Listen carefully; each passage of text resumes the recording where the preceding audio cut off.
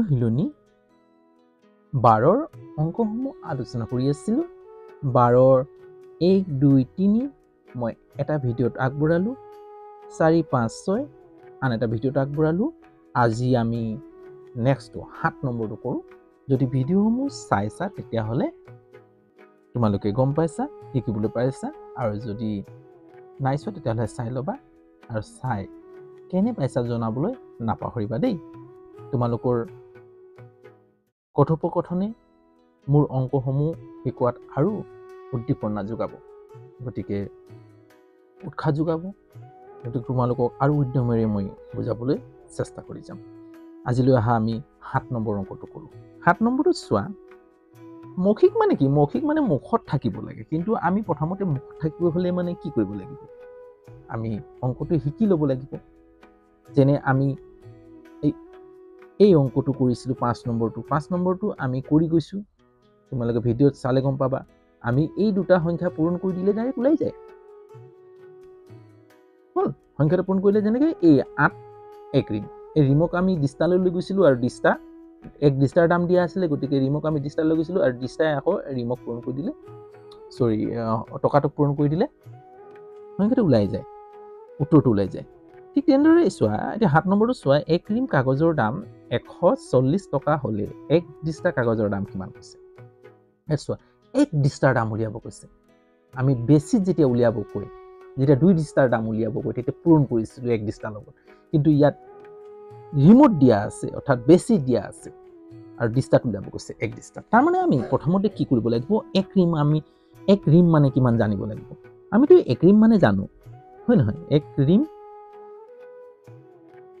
সমান 20 ডিষ্টা,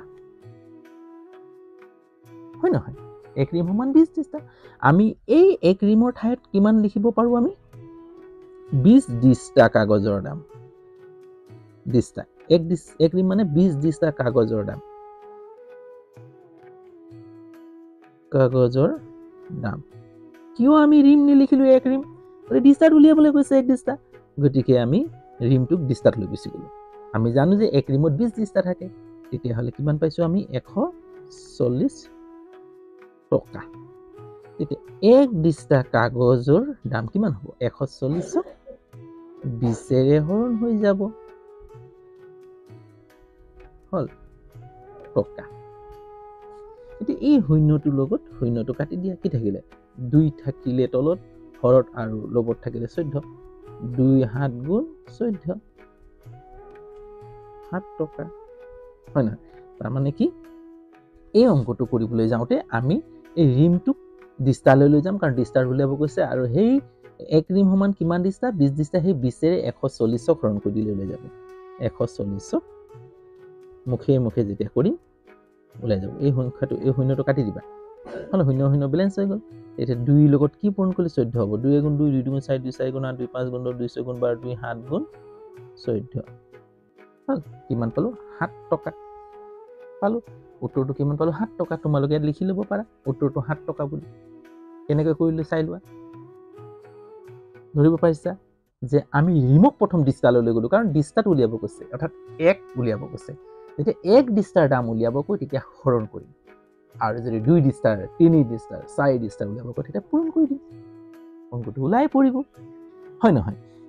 হ'ব, এতিয়া নেক্সটটো চাওঁ। যদি এই অংকটো চাই ভাল পাইছে তেতিয়া লাইক এটা কৰিবা দেই, লাইক এটা কৰিবা, লাইক। এতিয়া চোৱা 8 নম্বৰটো, 5 ডিষ্টা কাগজৰ দাম 45 টকা হ'লে 1 ৰিমৰ দাম কিমান হ'ব? 5 ডিষ্টা। প্ৰথমতে আমি কি কৰিম? আমি 5 ডিষ্টা কাগজৰ দাম উলিওৱা কৈছে। প্ৰথমতে এই অংকটো কৰিবলৈ যাওঁতে আমি 1 ৰিমৰ দাম কিমান, তাৰমানে 1 ৰিম সমান কিমান? আমি প্ৰথম লিখিম 1 ৰিম জানিব লাগিব। 1 ৰিম সমান 20 ডিষ্টা, তাৰমানে 20 ডিষ্টা কাগজৰ দাম উলিয়াবলৈ কৈছে। 5 ডিষ্টাৰ দাম দিয়া আছে, তেতিয়া আমি ইয়াত প্ৰথমতে কি কৰিব লাগিব? 5 ডিষ্টা কাগজৰ দাম প্ৰথমতে এতেকে 5 ডিষ্টা কাগজৰ দাম যেতিয়া উলিয়াম নহয়, তেতিয়া কাগজৰ দাম আমি 20 ডিষ্টাৰ দামটো উলিয়াব লাগে নহয়, গতিকে আমি 5 ডিষ্টা কাগজৰ দামহে দিয়া আছে। আমি প্ৰথমতে জানিব লাগিব যে 1 ডিষ্টা কাগজৰ দাম কিমান। প্ৰথম 1 ডিষ্টা, তেতিয়া 5 ডিষ্টা কাগজৰ দাম দিয়া আছে। 1 ডিষ্টা কাগজৰ দাম 5 ডিষ্টা কাগজৰ দাম কিমান দিয়া আছে 45 টকা। হল 1 ডিষ্টা উলিয়াব লাগিব দেই, উলিয়াবলৈ কোৱা নাই 1 ডিষ্টা, কিন্তু উলিয়াব লাগিব। কি উলিয়াব লাগিব যে তেতিয়াই আমি 1 ৰিম কাগজৰ দাম গম পাম, 1 ৰিম সমান 20 ডিষ্টা কাগজৰ দাম গম পাম।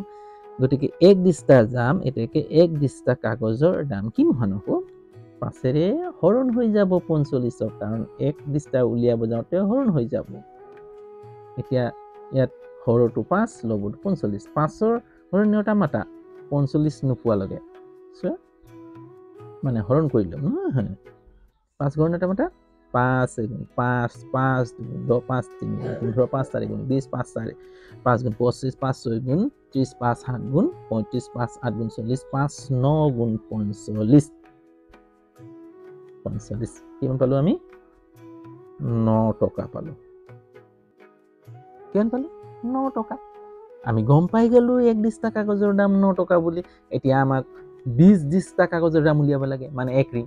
আমি যেতিয়া বেছি উলিয়াম তেতিয়া কি কৰিম হৰণ কৰিম।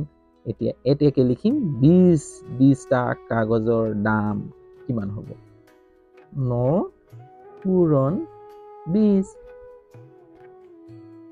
টকা। হল এতিয়া চোৱা এই শূন্যটো বাদ দিয়া, 9 এগুণ 9 9 দুগুণ 18, শূন্যটো পাতি দিয়া টকা। এই অংকটো কৰিবলৈ যাওঁতে প্ৰথমতে কি কৰিব লাগিব, এই 45ক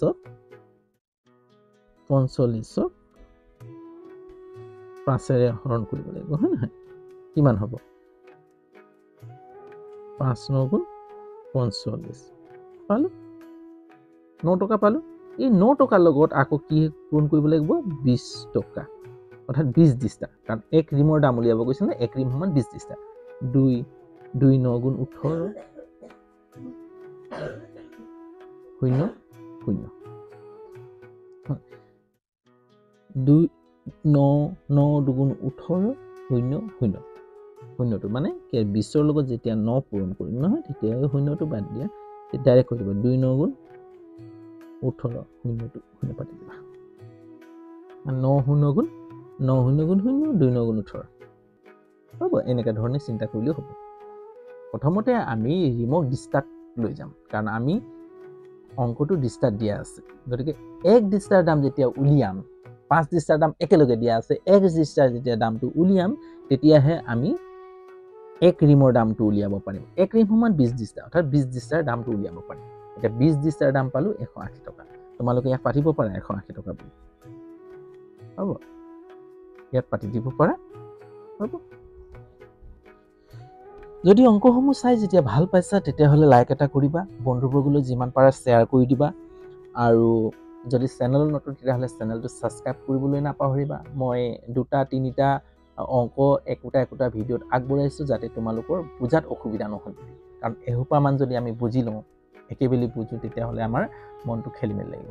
আৰু অংকটো জানা যে অংক যিমানেই তোমালোকে প্ৰেক্টিছ কৰিবা, প্ৰেক্টিছ মানে কৰি গৈ থাকিবা, যেতিয়া হাতেৰে কৰি গৈ থাকিবা তেতিয়া মগজুৰ কি হ'ব এটেনশ্যন হ'ব। আৰু এটেনশ্যন মানে কি, মানে এই হাতেৰে যেতিয়া আমি লিখি গৈ থাকিম তেতিয়া মুখস্থ বুলি কয় সাধাৰণতে, আমাৰ মাচুল মেমৰিয়ে কাম কৰিব, আমাৰ হাতখনে কাম কৰিব, তেতিয়া আমাৰ স্মৃতি শক্তি বৃদ্ধি হ'ব। যদি মাচুল মেমৰি তোমালোকে পাবা, কালিপুৰে যে মেমৰিৰ ভাগ কিছুমান আছে, গতিকে মাচুল মেমৰি যে আৰু আমাৰ যিটো ছাবকনচিয়াছ মেমৰি আছে, যদি সেইবিলাকে যেতিয়া কাম কৰিবলৈ ল'ব নহয় তেতিয়া তোমালোকৰ স্মৃতি শক্তি অট'মেটিকলি বৃদ্ধি হৈ যাব।